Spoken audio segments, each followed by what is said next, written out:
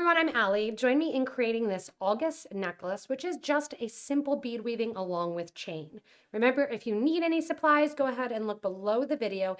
In the video description, we'll put a link there to our website that has all the listed details for the supplies that you need. Also remember, while you're getting started, go ahead and subscribe so you don't miss anything from us at PotomacBeads.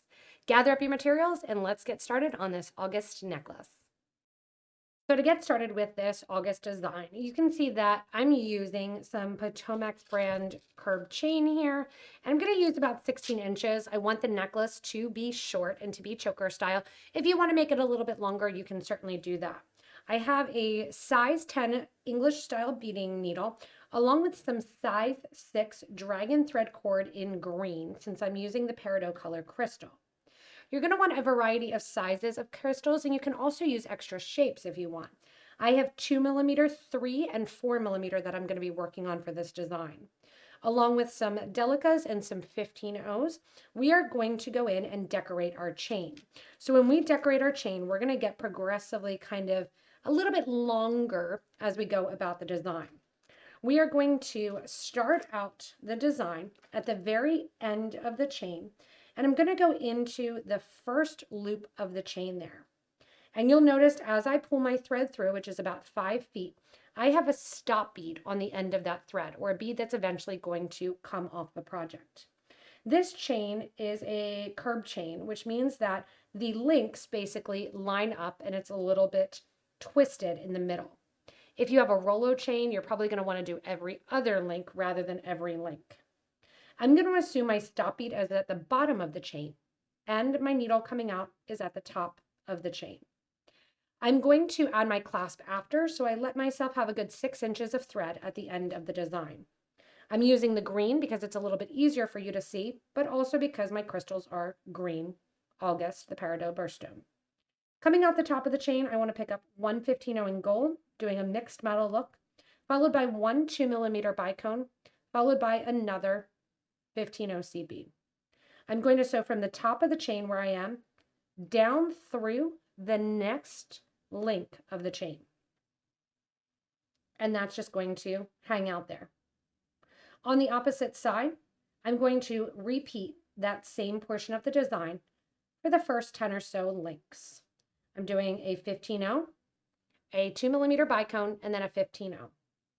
Going into then and pulling kind of tight, going into now the third link of chain. I was originally coming out the first link. I came down the second link. Now I'm going to go up that third link of chain.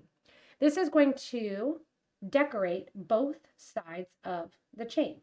And when you give a little pull, you just kind of want to make sure that your chain stays nice and flat. Again, I'm going to do this for about 10 stitches, meaning I'll have 5 beads on, going up and down throughout the chain, just adding in those 2mm beads.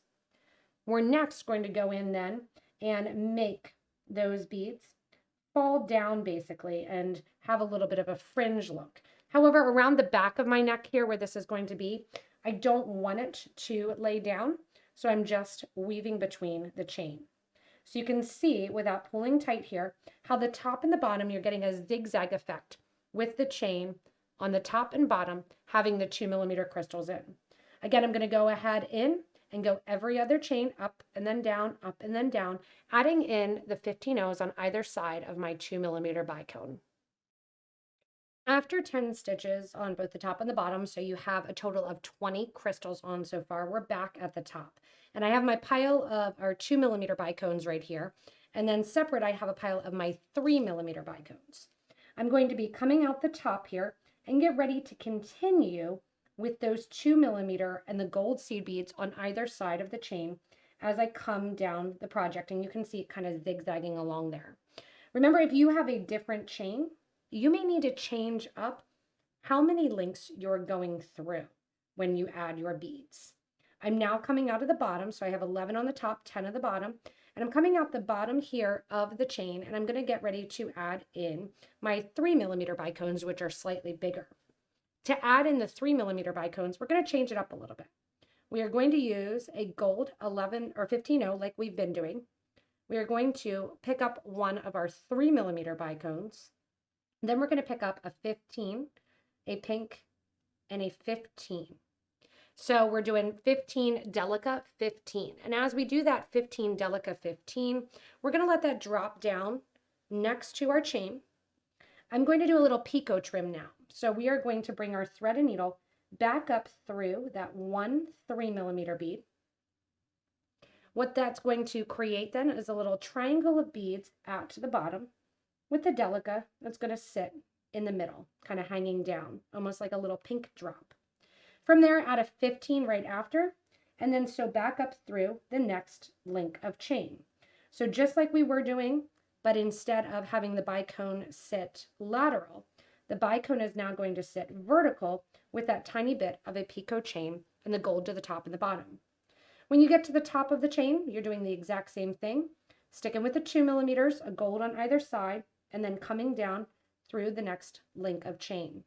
Once you're down through the next link of chain, go ahead and add your next 3mm bead on. Just like I did previously, I'm going to do this basically 10 times, this rotation. So we're going to have 10 more 2s at the top, and then we're going to have 10 of these little crystal drops at the bottom, and make sure that it sits with that delica just sitting nice and kind of lateral with the hole along the bottom. So I have 1 drop in. We're going to continue to get another 1.5 inches here to almost 2 inches by doing the 2mm at the top and the 3mm hanging at the bottom. So after my 10 drops of 3mm, I progressed to 10 drops the exact same way of 4mm, still going the whole way along the top with our 2mm bicones. As I pull the design down, and that has me about 7 inches total, I'm going to get another inch for the middle, 1.5 inches for the middle with a progression of more crystals. So if you want to, you can use 6mm bicones here. There's enough space, just enough space for them. Or you can do like I'm doing, and I am stacking the crystals. So I have plenty of 3mm. I'm stacking them on top of the 4mm in the exact same fashion and way. And then when I sew up through here, I'm sewing back up through the 4mm as well as the 3mm, just like we've been doing, pulling it so we have that little picot trim with that delica at the bottom. And then as we get to the top here, adding 1 more bicone, and once again, stretching out the chain, sewing back up the chain for that little bit of a longer drop. And remember, when you get down to that little picot trim, just make sure to give a little pull so that delica really does go towards the bottom. And you can see how this graduation then is starting to happen. And the weight of the lower half of the chain will keep that down as you're wearing it, which is a really nice feature. So the whole way along the top then, we're going to continue with our 2mm beads. Come on down, and then we're going to stack the 3 on top of the 4 for a total of 10 passes as well. Once we're there, we're going to make sure that we're in the center of the chain. If I need to do a couple more passes, I will. And then we start to do the exact same thing, downgrading and getting shorter back up towards the collarbone of the opposite end. When you get done with your necklace, you can see that graduation, and I'll put this on a little bit later so you can see it. I want to show you how to do the end of this August necklace. So I'm coming out the very end here, and my sides match up, and I'm going to be using a wire guard because I have the thread. So you may think, oh yeah, I'll just attach 2 jump rings and have it clasp and close, but you still need to tie off the thread. So instead, I'm going to utilize the thread and some wire guards along with my clasp. Coming out of my last link of chain, I'm going to go up my wire guard. I'm going to come down the other side of the wire guard. And as I come down the other side of the wire guard then, I'm going to pick up my clasp or closure, and I'm just using this ball and hitch clasp. And I'm going to let that sit right inside of that wire guard. Circle your thread and needle back through the chain 1 more time, connecting onto that, and then back through the wire guard as well. And what this does is just ends it really nicely, that it's connected to the chain, but you also have an ending point for the thread. After reinforcing 2 times along the clasp, I want you to take your thread and needle back through the chain 1 more time. Give that nice pull, kind of bringing it down. Pinch the wire guard if you want to make it look a little bit more like a link of that same chain. And then we're going to string down through a couple of the beads. So I'm just going to go in here and work my way down a couple of those zigzags of just the by themselves 2mm. Once I'm next to a green bead, I'm going to take the thread and needle, go underneath the bridge thread or the thread that connects the 15 to that 2mm right there. Make a little loop by sewing underneath it, and then sew through that loop once and sew through that loop twice. That's going to do a nice little sewer's knot, give a nice tight pull along the project, and go back into the project and sew back through. Once you get your thread and needle back through a little bit further, you're just going to take your thread burner, your thread zap, again, right next to one of those green beads, because I'm using that green thread. Heat it up a little bit, leave a little bit of a tail, and then burn that tail flat or flush against that 2mm bead. Once you get one side completed, you're doing the exact same thing on the other side, taking off that stop bead and connecting to the other side of your ball and hitch clasp. So once you finish up the design and burn off your thread ends, you can see that nice cascading effect.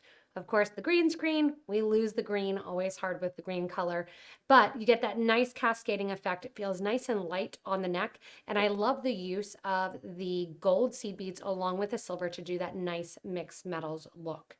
You can always also start your design further down the project and just knot off your thread like I did with the clasp version.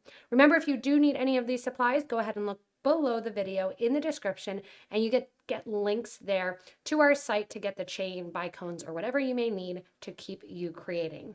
As always, thanks so much for watching this August necklace, and stay tuned for our next inspirational video.